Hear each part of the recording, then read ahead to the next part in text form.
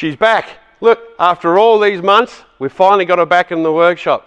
She's bright, she's shiny, but is she finished? Not even close. We've got a ton of work to do on this girl. But before we get discussing this, we've got, on this episode, we're going to be talking about how I got the tractor monumentally stuck in the dam back home. We've got a couple of brand spanking new 70th anniversary 79 series here at the workshop, so we'll be talking about them.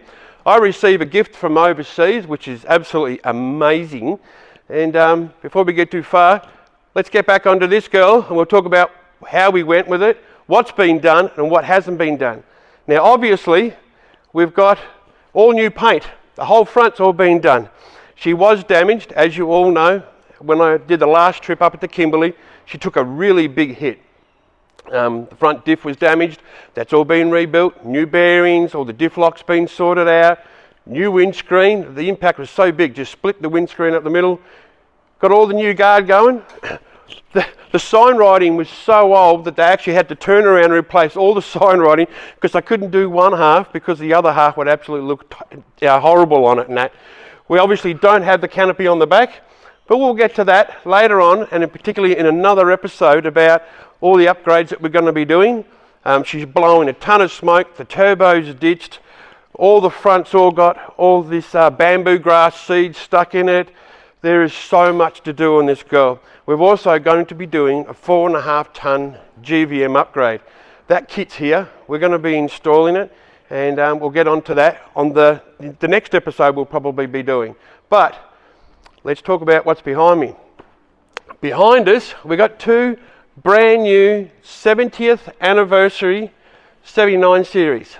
Now, I'd be hoping that I'd be one of the lucky ones that did try desperately to get one of these anywhere in Australia.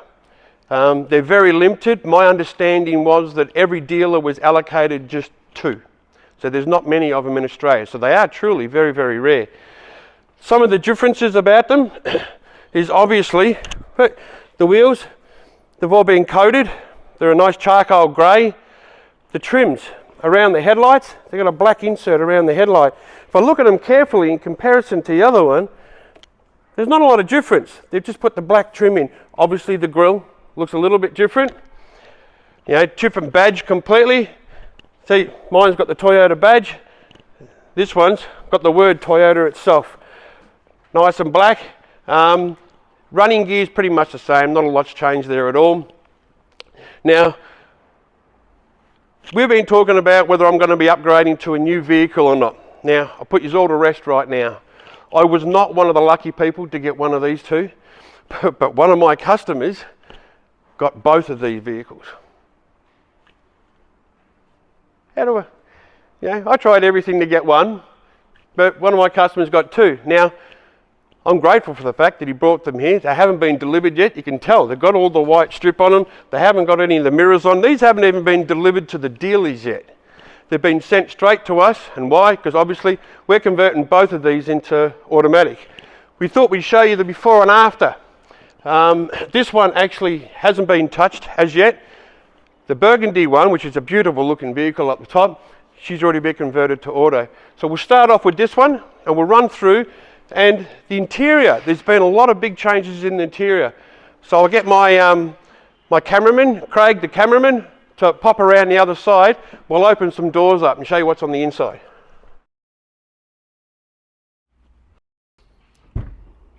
Now, couple load of this.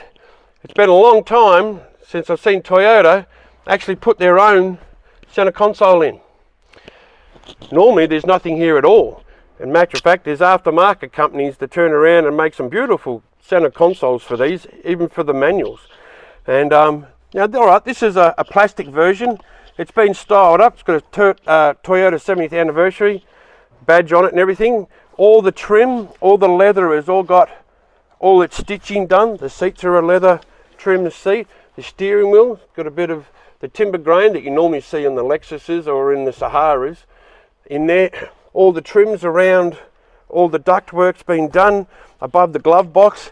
It actually looks really smart in here.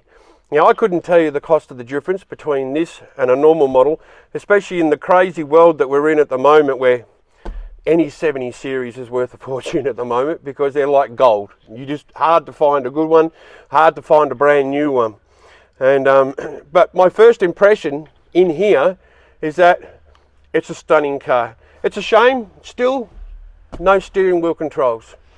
You know, like I know there's aftermarket ones, and you know, hopefully I can get one of them as well at some point. But it is a stunning setup. The seats are really soft, they're nicely done.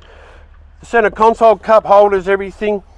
You got 12-volt outlets at the back here, so you actually got 3 cup holders. Been a long time since a Toyota with more than 1 cup holder, never alone 3. So that's about it. Underneath there is no difference at all. You got your headlights and everything. The trims on the doors, you'll see they're actually a multicolour. Normally they're a grey with a bit of a fabric. They've actually done it as a nice hard plastic, nice and shiny here. Even all down to the little trims on the door openers and everything. They've made the extra efforts to put all that in. But that's about it. So if you're one of the lucky ones to get one of these vehicles, be really grateful because they are truly as rare as hen's teeth. But now we'll go and look at what we've done to the automatic one.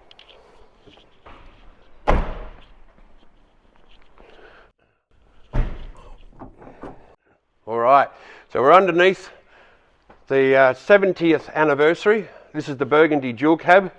Underneath, it's pretty well the same. Nothing's actually changed under here from the previous DPF model. Obviously, we've put a brand new 6-speed automatic in this, and we actually had such a high demand with these. We're actually struggling to keep up a little bit, which is a good thing, that so many people are wanting to do this conversion, and it really does complete. When you look at it, it's a factory fit. All the original all the original cross members, tail shaft, transfer case, everything bolts straight back in where it was before. And this is pretty much how we present. All brand new, genuine Toyota 6-speed, out of the 200 series, of course. But underneath, if you're used to a 79 series, nothing's really changed. This one's just got an automatic. So let's let it down. I'll show you the inside because the 70th anniversary with the automatic, she looks pretty sweet. Let's have a look.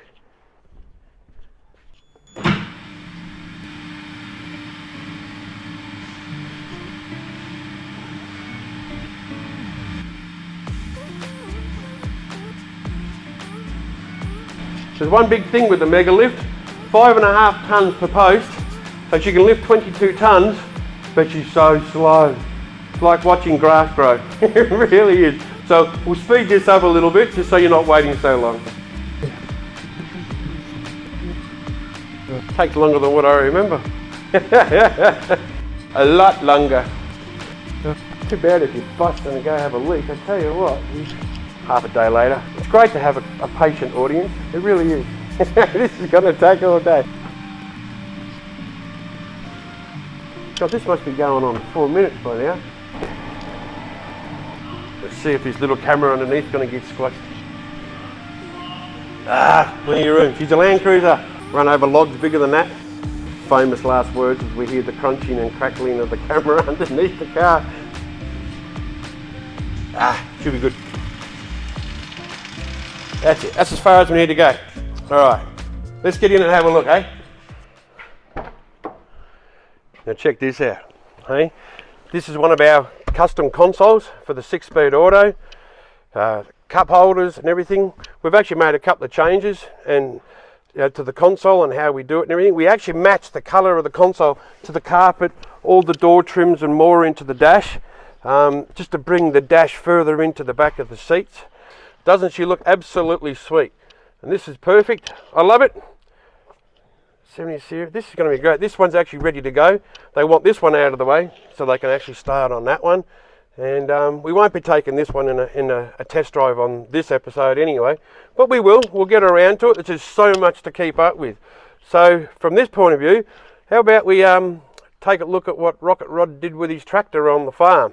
Obviously those that know me well know that I have a history with my tractor.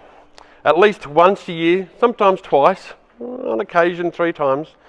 I either stick the tractor into a tree, into the fence, into a building, and every year I get it at least into the dam. But never as bad as this one. Now, with this one I was actually on a mighty big slope, and trying to mow around the edge, and things didn't go quite right. So check this out. After all the wet weather we've had lately, time to finally get in the paddocks. So many to mow, it's taken me 3 times longer. I tell you what, we've never had paddocks so wet for so long. And obvious, state the obvious behind me. It didn't take me long at all to get the tractor stuck in the dam. So this time I thought I'd video it rather than take a photo of it. The banks do get a little bit steep, and this little tractor can do some amazing things.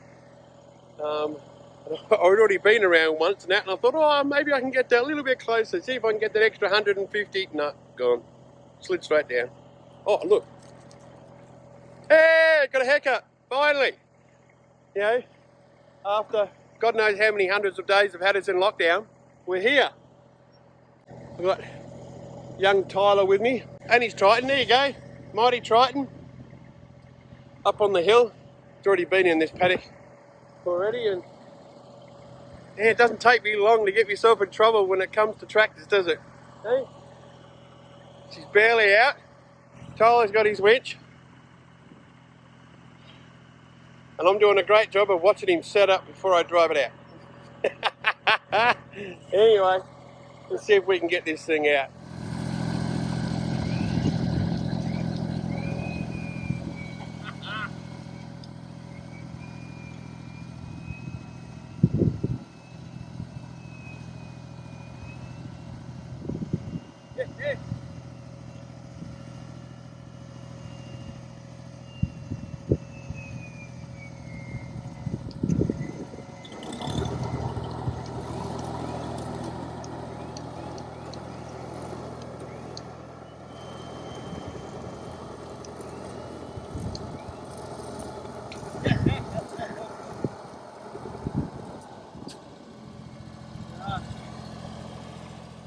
All right, before we go much further, I want to show you something that I actually received from one of our good fans. This particular one is Charlie and Lisa. Now, I can't pronounce their name for love or money. Souza. Charlie and Lisa Souza. Now, they've sent us over a beautiful gift, which I always love. Now, cop a load of this. This is actually a hand-drawn picture of my wife with one of our late Red Kangaroos. It's one of my favourite photos of all time. And Charlie actually got in touch with me that Lisa would like to have actually sent over a gift. And I asked, I said, okay, you do it. And it wasn't until I actually received a photo from them, they're actually drawing it, that I found out they're actually in the UK. All right, so they're one of our fans, they're overseas, and she hand drew this. This is absolutely insane, the detail on this, and she actually does it as a hobby and a bit of a living. So I'll put her details in the comments below. So if you have anything, now she specialises in animals, all sorts. This is one of the rarity where she actually drew a human in with it, and perfect, absolutely perfect. So to Lisa and Charlie, thank you for the gift. Much obliged. We're actually going to frame this and put it up in a prime place in the house that we're renovating at the moment, so we're looking forward to it. Obviously, Rocket loves gifts, M&Ms, chocolates, anything. I'm good, you know. plug. Anyway, leave comments below if there's anything that you would like to see us do more of, whether it's more here in the workshop, more on the farm, maybe get out on the tracks a little bit. Obviously, we're busy. This is not my prime job.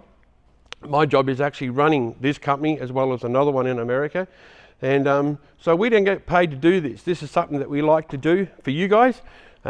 We do it for free. And yeah, all right, it gives us a plug here and there as we go. Why not, right? But I enjoy it. I enjoy doing it for you guys. You fans are what makes us. So if you have any suggestions of what you would like to see more of, please leave them in the comments below. And please like, subscribe, and don't forget, get the bell on. So until next time, we'll see you then. Hello. But just, doesn't it look absolutely swint? What's a swint? I meant mint, right? Doesn't she look absolutely mint? I've got young Tyler with me. Look what I found. Oops.